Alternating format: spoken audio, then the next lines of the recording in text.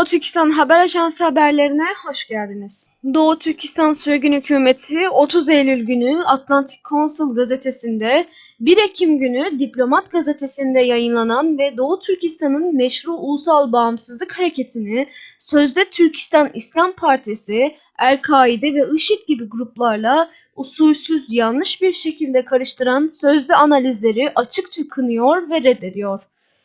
Türkistan İslam Partisi, Güney ve Orta Asya için bir tehdit başlıklı makalede şöyle deniliyor.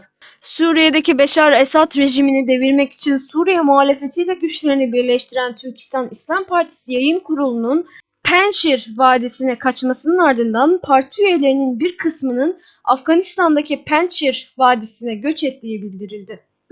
Suriye'de Beşar Esad rejiminin devrilmesinden bir hafta önce Doğu Türkistan İslam Partisi olarak da bilinen Türkistan İslam Partisi'nin lideri Abdülhak, Çin'deki kafirlerin de Suriye'deki kafirler gibi yakında cezalandırılacağı konusunda uyarıda bulunmuştu. Ahmet el-Şara liderliğindeki Suriye muhalefeti Şam'a doğru ilerlediğinde Orta Asya ve Kafkasya'dan teröristler onlara katılarak büyük zaferler elde etti.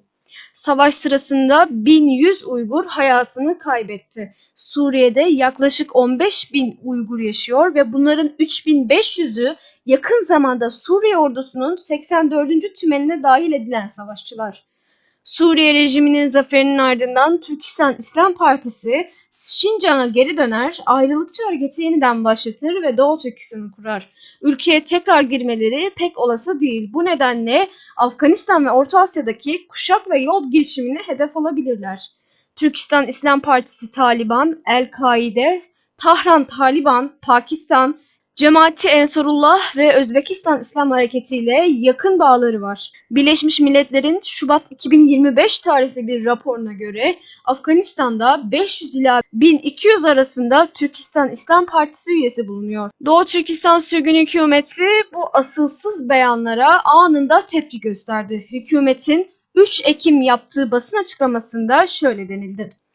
Türkistan İslam Partisi, Doğu Türkistan Bağımsızlık Hareketi'ni itibarsızlaştırmak, Uygurları vekalet çatışmalarında top yemi olarak ölmeleri için manipüle etmek ve Pekin'in Doğu Türkistan'daki işgalini, sömürgeleştirmesini ve sistematik soykırımını meşrulaştırmak için bir bahane sağlamak amacıyla Çin istihbaratı tarafından oluşturulmuş sahte bir örgüttür.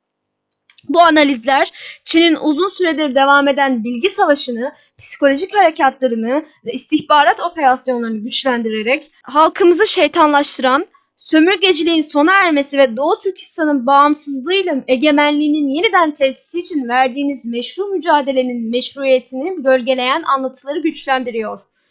Tarihsel kanıtlar Türkistan İslam Partisi'nin Sovyetler Birliği'nin dağılmasının ardından Doğu Türkistan ulusal direnişinin yeniden canlanmasına yanıt olarak Çin istihbaratı tarafından 1997 sonlarında Pakistan'da kurulduğunu gösteriyor.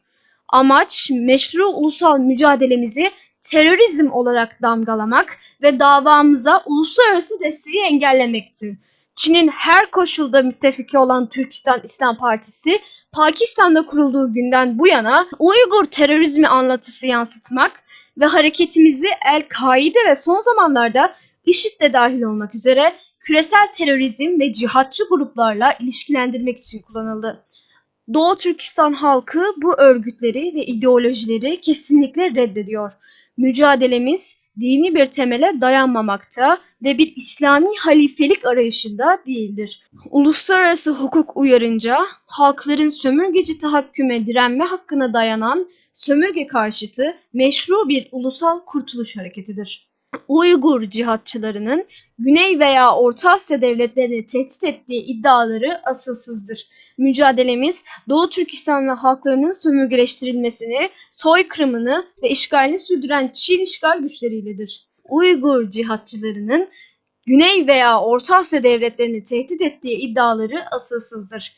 Mücadelemiz Doğu Türkistan ve halklarının sömürgeleştirilmesini, soykırımını ve işgalini sürdüren Çin işgal güçleriyledir. Çin'in propagandası, vekilleri ve istihbarat operasyonları yalnızca Doğu Türkistan'ı değil, Orta Asya, Güney Asya ve daha geniş Hint, Pasifik, Avrasya bölgelerinin güvenliğini ve egemenliğini de tehdit etmektedir. Hükümetler bu uydurulmuş tehditleri anlamalı ve Doğu Türkistan'ın meşru ulusal kurtuluş hareketini desteklemelidir.